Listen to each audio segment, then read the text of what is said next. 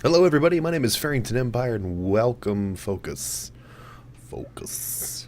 Hello everybody, my name is Farrington Empire and this is a review of Goat Simulator. As you saw, I posted the complete Twitch stream of Goat Simulator and now it's all about my thoughts. So stay tuned and I will tell you what I think about Goat Simulator. Thanks guys for tuning in, we'll see you here in a bit. This is Goat Simulator. To take a quote directly from the website from Coffee Stain Studios, it says simply, Goat Simulator is a small, broken, and stupid game. It was made in a couple of weeks, so don't expect a game the size or in scope of GTA with goats. In fact, you're better off not expecting anything actually. To be completely honest, it would be best if you spent your $10 on a hula hoop, a pile of bricks, or maybe even a real-life goat. Some of their frequently asked questions are, bro, are you serious?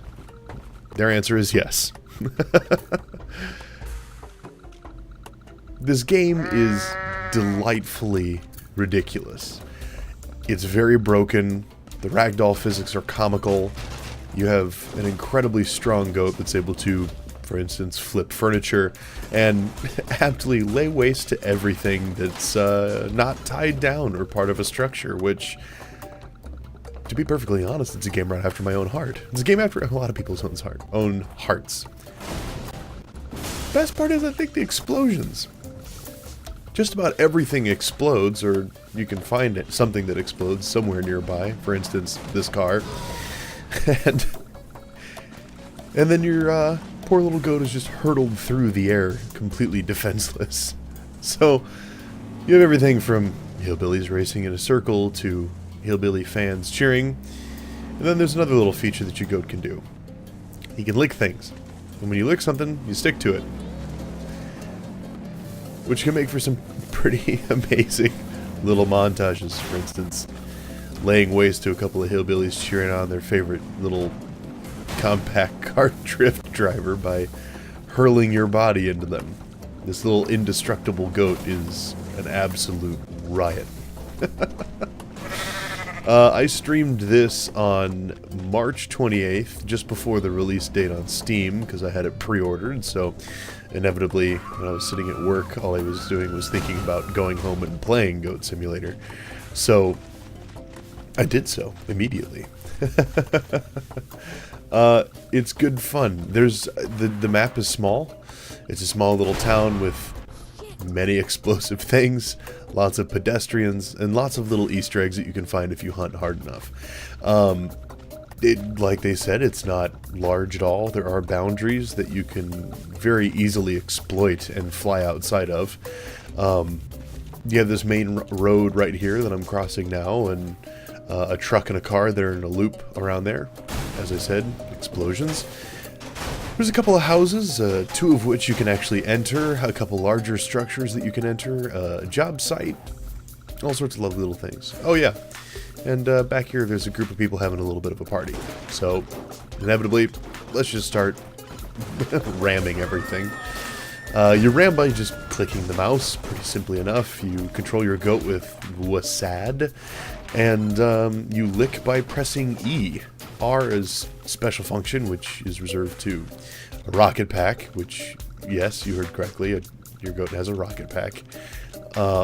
Or other special events like Yoshi Goat, where you can lick an item and then press R when you've licked it to poop out a little watermelon that'll explode after a couple of seconds. The ragdoll physics in this game are delightful. There's trampolines all over the place. And it's no holds barred. If it explodes, ram it. If it bounces, jump on it. If it's destructible, then ram it. It's good fun. There's lots of glitches that are just a joy to exploit. It's fun to... Yep. Drunk goat is drunk. This is entirely intentional.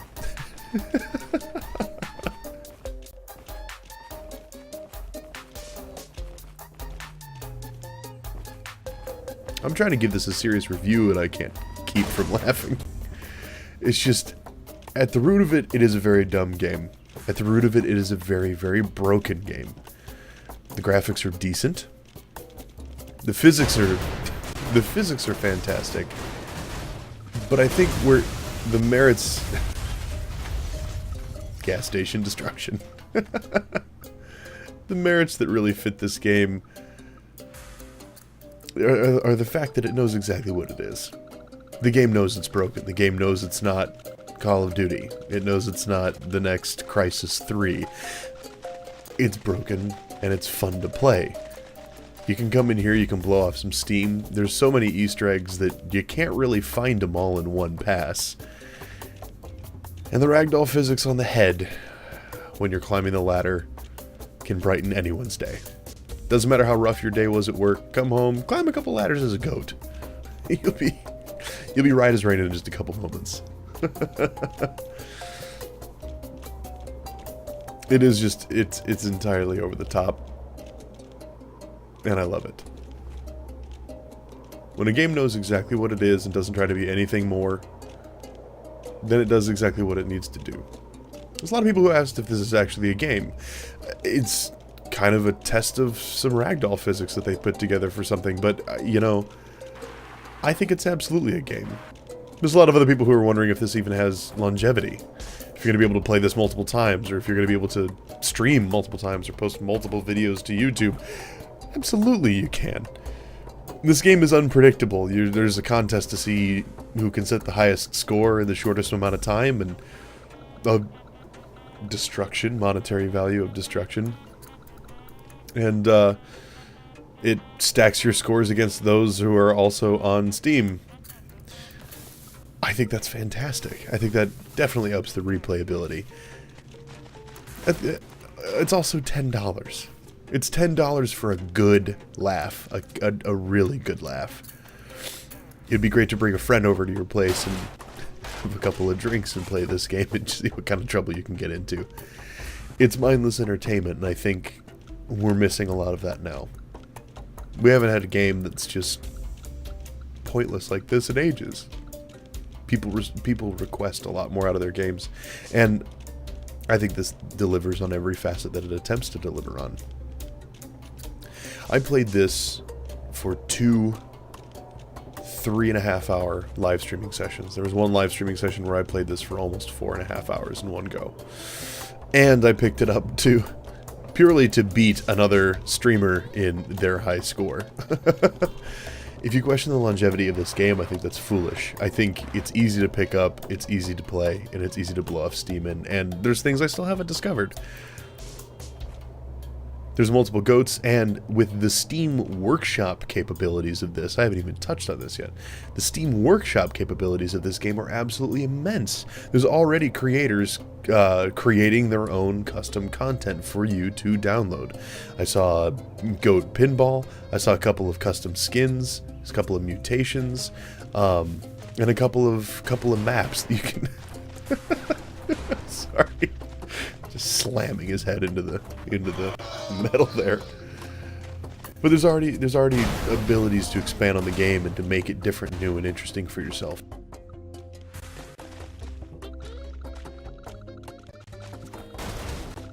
I think the developers gave you a playground and a blank check and said, here's our world, here's what we've created for you, go. See what kind of trouble you can create, see what kind of models you can replicate, and see what kind of situations you can put this goat into. I don't have the know-how to create my own custom maps, or else I would be all over this. And you know what? I might take a crack at it, purely because I want to create something for this game. I don't know what yet, but it would be absurd. It may be 300 explosive barrels all in one go. But who cares? Who cares? It's a game that's purely for fun.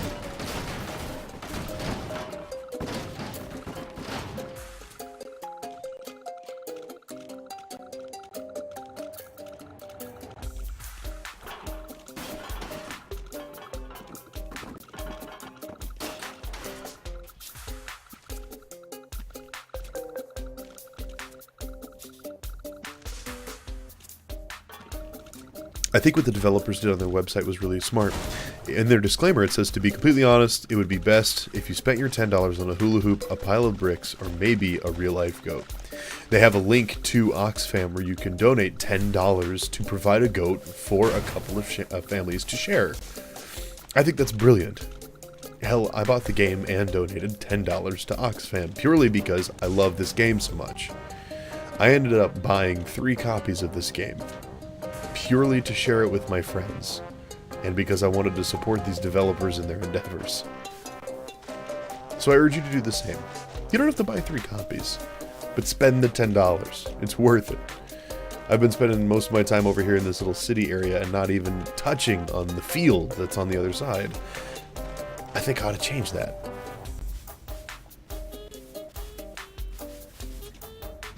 If you think that even in this preview you've seen all there is to see, I urge you to think again as I lick this small blue apparatus and head out with reckless abandon into the side of a car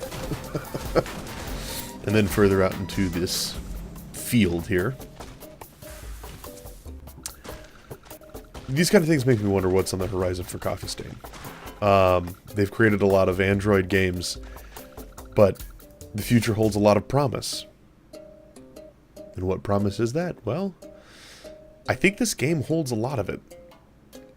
It has a bunch of little Easter eggs of other games that they've been working on, and 3D renderings of models, and even in their little dev house it shows them working on a couple different games, which I think this, on top of being a fun little broken game, is a fantastic way for them to tell us, hey, we got your best interests at heart, and we're looking into a lot of different stuff.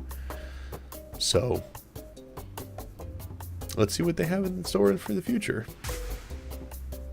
However, for the meantime, I'm going to be stuck in space. Seriously. Link in the description. Go buy this game. Don't be an idiot.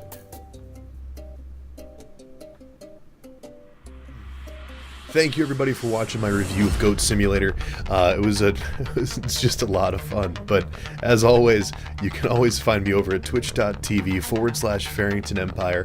I'm there live streaming games every Monday, Wednesday, Friday, and Sunday. My schedule is located over there on that page, link in the description. Please do swing by and catch me there. Give me a follow over on Twitch, give me a subscribe here, give me a follow on Twitter, and check me out on Facebook as well if you'd like to. As always, I have been Farrington Empire. You have been absolutely fantastic, and we'll see you guys in the next video. Have a good one.